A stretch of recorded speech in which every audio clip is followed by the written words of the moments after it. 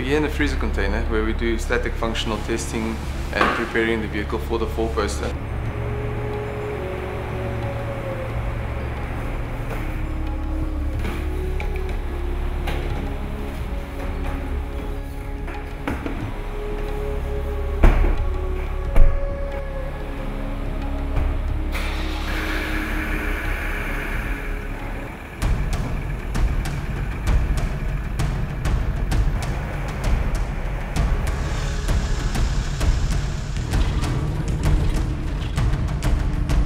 What's beautiful about the four-poster facility is we can simulate road profiles from all over the world, play it back over our hydraulic system.